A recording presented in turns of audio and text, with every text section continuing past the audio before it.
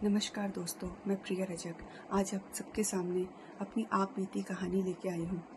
ये कहानी मैं आप सबसे मीडिया, सोशल मीडिया, प्रशासन और पीएम मोदी से साझा करना चाहती हूँ।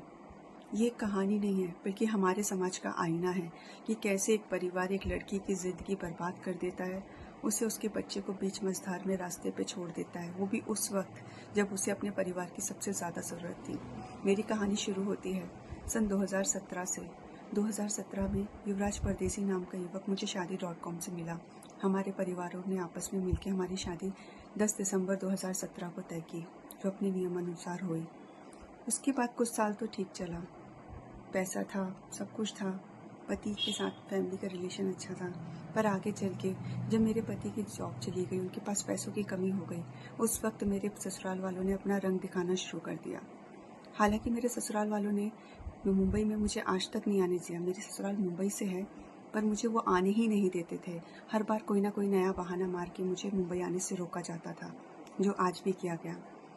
मेन कहानी मेरी तब शुरू होती है जब मेरे परिवार में मेरे पापा की डेथ हुई। उस वक्त मेरे हस्बैंड ने 5 लाख रुपए बिटकॉइन में फंसा दिए, मेरी फैमिली से बिना पूछे।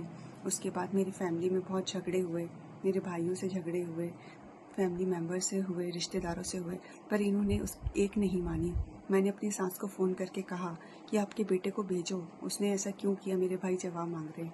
उस वक्त मेरी सास ने मुझे पहली बार मुंह पे चिल्ला के कहा, जहाँ मैं उसे बोलती हूँ वो होटल में ही रहे, नहीं आए, पड़ी रहने दो उसे मायके में, 1-2 साल सड़ती रहे वहाँ पे। उस वक्त मैंने अपनी सास का पहली बार ऐसा गंदा और भद्दा रूप देखा कि जो माँ बनी फिरती हैं वो मन में कितना कपट और कितना द्वेष रखती अपनी बहू के लिए। अब मेरी कहानी जैसे जैसे मैं काट रही थी वक्त अपने पति के साथ कि मेरी गृहस्थी बर्बाद ना हो। सन 2024 में मेरे पति को ब्रेन स्ट्रोक आया।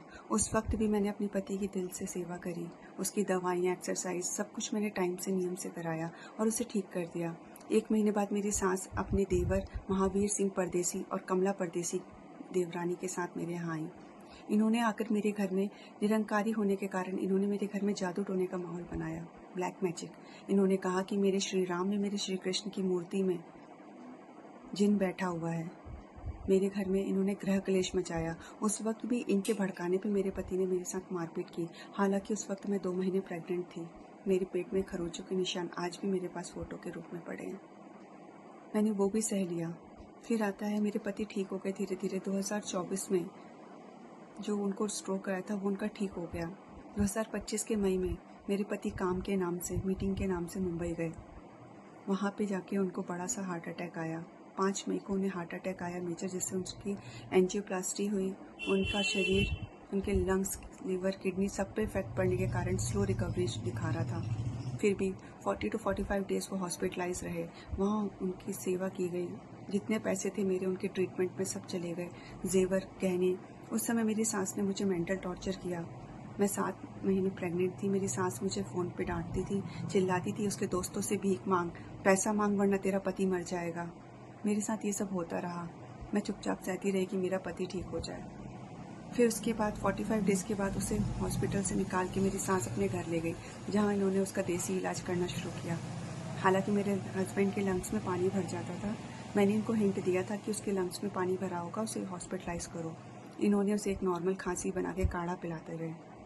29 जून को फिर से मेरे हस्बैंड की हालत ख़राब हो गई और उन्हें दोबारा से हार्ट अटैक आ गया, जिसके कारण उनका बीपी डाउन हो गया और उन्हें फिर से वेंटिलेटर पर डालना पड़ा।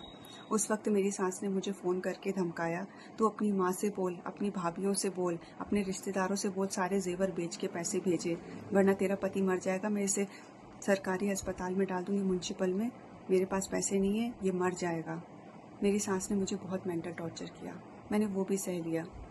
फिर उसके बाद 1 जुलाई 2025 को मेरे पति की डेथ हो गई। सुबह मैं अपनी डिलीवरी कराने जा रही थी, मुझे डेथ की खबर मिली।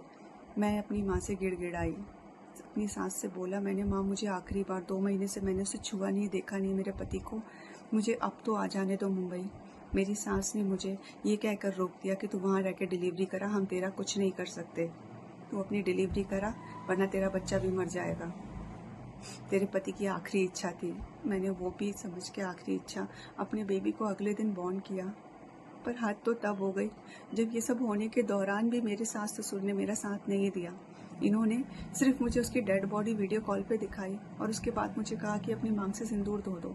मैंने वो भी किया, पर उसके बाद जो भी रिचुअल्स हुए, मेरी डिलीवरी हो चुकी थी, मैं नॉर्मल हो चुकी थी, इन्होंने मुझे उसके किसी रिचुअल में शामिल नहीं किया, ना वीडियो कॉल से, ना कॉल से, और ना ही बुलाया। मैं आने को गिड़गिड़ाती रही, माँ एक फंक्शन तो उसका अटेंड करने, तो बीवी हूँ मैं उसकी, लीगल बीवी।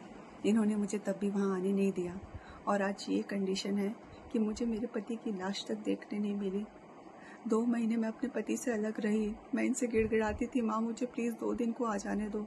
इन्होंने नहीं आने दिया मुझे, हमेशा मुंबई आने से रोकते रहे मुझे। बाद में मुझे पता चला उसके मरने के बाद कि उसकी पहली शादी भी हो चुकी थी 2013 में और उसका डाइवोर्स हुआ। इन्होंने हमारे सामने वो शादी के टाइम पे बात छुपाई हुई थी। मेरे साथ मैरिज फ्रॉड हुआ है और अब मेरी बेटी की ज़िंदगी भी बर्बाद कर दी। इन्होंने बिना कुछ दिए मुझे और मेरी बेटी को रास्ते पे छोड़ दिया, मेरी माँ भाई के पास छोड़ दिया। मैं आज अपनी माँ, विधवा माँ के साथ रह रही हूँ, जो 10,000 पेंशन पे काम कर रही है, अपना गुजारा चला रही है। मेरी माँ भी बीमार रहती है, पर इनको दया नहीं आई। मैंने इनसे कहा, माँ मेरा ऑपरेशन हुआ, मैं अभी जॉब नहीं कर सकती, बच्चा छोटा है। इनको उस पर भी दया नहीं आई। मेरे ससुर ने कहा, जब तेरी बेटी बड़ी होगी, पूछेगी तेरे फैमिली मेम्बर्स कहाँ हैं, तो उन्हें बोल देना सब खत्म हो गया। इन्होंने मुझे मुंह पे कहा, हमारा बेटा खत्म, सब खत्म।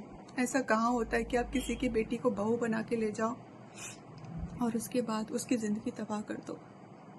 ऐसा कहाँ होता है? मैं आज समाज से पूछना चाहती हूँ, क्या गलती थी मेरी? शादी की थी मैंने, कोई भाग कर नहीं गई थी। उसके बाद आज मैं और मेरी बेटी रास्ते पर हैं।